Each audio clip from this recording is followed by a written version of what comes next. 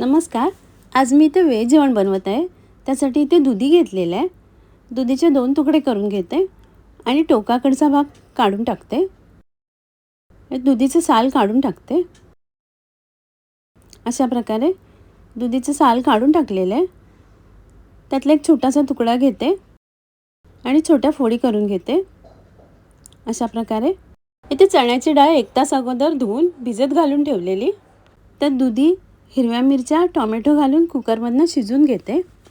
इथे कढईत तेल घेतलेलं आहे. त्यात फोडणीला 2 सुक्या मिरच्या, जिरं आणि तमालपत्र घालते. त्यानंतर एक बारीक चिरलेला कांदा घालून परतून घेते. कांदा परतून झाल्यावर त्यात थोडंसं हिंग घालते, मिक्स करून घेते आणि एक छोटा चमचा आलं लसूण पेस्ट घालून कांद्याबरोबर परतून घेते. थोडंसं पाणी घालते आणि सुके मसाले घालते.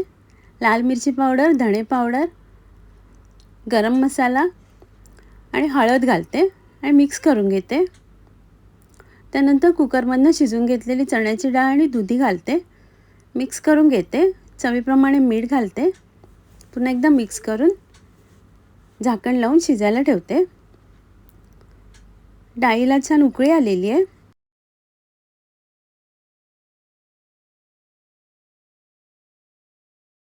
चण्याच्या डाळीची दुधी घालून आमटी तयार आहे. इथे दुधीचे मोठे तुकडे घेतलेले आहेत आणि कुकरमधनं शिजून घेते. शिजून थंड झाल्यावर हाताने मॅश करून घेते. आता वाटीत काढून घेते. त्यात भाजलेली जिरे पावडर, काळे मिरी पावडर, काळं मीठ, लाल मिरची पावडर, साधं मीठ घालते आणि मिक्स करून घेते. त्यानंतर दही घालते आणि पुन्हा एकदा मिक्स करून घेते. बारीक चिरलेली कोथिंबीर घालून मिक्स करून घेते. दुधीची कोशिंबीर तयार आहे. इथे उरलेला दुधी कापून किसणीवरती किसून घेते. अशा प्रकारे दुधी किसून झालेलं आहे. थोडं थोडं 2 ठिकाणी काढून घेते. इथे बाजूला काढून ठेवते दुधी आणि उरलेला इथे कढईत तूप घेतलेलं आहे. तूप वितळल्यावर त्यात ड्रायफ्रूट्स परतून घेते आणि बाजूला काढून घेते. त्याच तुपात किसून ठेवलेला दुधी घालते आणि 2 मिनटं परतून घेते आणि झाकण लावून शिजायला ठेवते.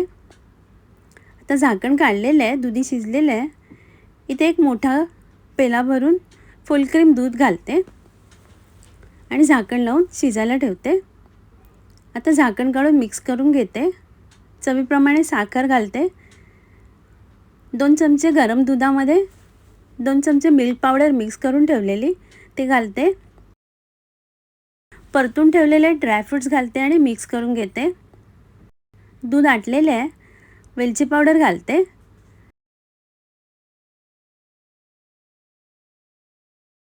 दुधीचा हलवा तयार आहे. इथे कोबी घेतलेला आहे. कोबी बारीक चिरून घेते. अशा प्रकारे कोबी बारीक चिरून घेतलेलं आहे.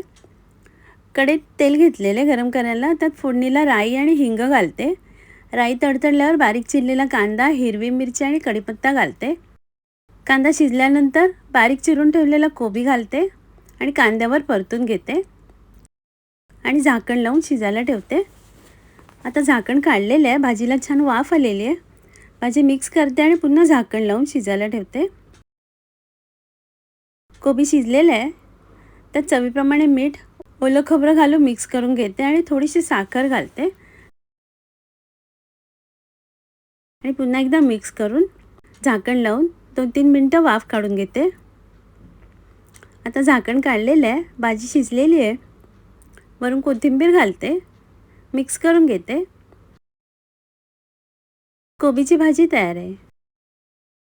इथे किसून ठेवलेला दुधी घेते. त्यात उभा चिरलेला कांदा, बारीक चिरलेली हिरवी मिरची, चवीप्रमाणे मीठ, धणे पावडर, हळद, हिंग, लाल मिरची पावडर घालते आणि मिक्स करून घेते. वरून कोथिंबीर घालते आणि मिक्स करून बाजूला ठेवते. थोड्या वेळाने कांद्यातनं पाणी सुटलेलं आहे. त्यात बेसन घालते आणि तांदळाचं पीठ घालते आणि भजीसाठी पीठ मिक्स करून घेते. आता त्यात थोडासा ओवा घालते आणि पुन्हा एकदा मिक्स करून घेते. ते पॅनवरती तेल घेतलेले गरम करायला.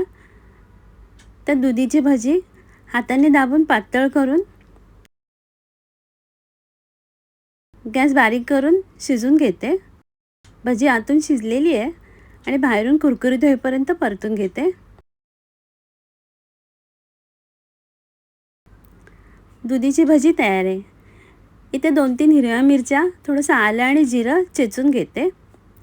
इथे किसून ठेवलेला दुधी, बारीक चिरलेला कोबी आणि किसून घेतलेला गाजर घालते आणि आलं, मिरची आणि जिरं कुटून घेतलेलं घालते. बारीक चिरलेला कांदा, लाल मिरची पावडर, गरम मसाला, धणे पावडर, जिरे पावडर, हळद आणि ओवा घालते आणि सफेद तीळ घातलेले आहेत. मिक्स करून घेते. तर तांदळाचं पीठ, बेसन, नाचणीचं पीठ, ज्वारीचं पीठ, बाजरीचं पीठ आणि गव्हाचं पीठ घालते. लिंबाचा रस घालते आणि थोडंसं तेल घालून मीठ घालते आणि हाताने मिक्स करून घेते. त्यानंतर एक मोठा चमचा दही घालते आणि पुन्हा एकदा मिक्स करून घेते आणि थोडंसं पाणी घालून ओलसर पीठ तयार करून घेते. ते तव्यावरती तेल घेतलेले गरम करायला थोडंसं. तर थालीपीठ लावून घेते. पाण्याच्या हाताने पसरवून घेते. ते 2-3 होल करून बाजूने तेल घातलेले आणि झाकण लावून शिजायला ठेवते. कडेने सोडून घेते आणि दुसऱ्या बाजूने शिजवून घेते. थोडंसं तेल घालते बाजूने आणि छान करपूस होईपर्यंत थालीपीठ फ्राय करून घेते. थालीपीठ तयार आहे. आता मी सर्व करते.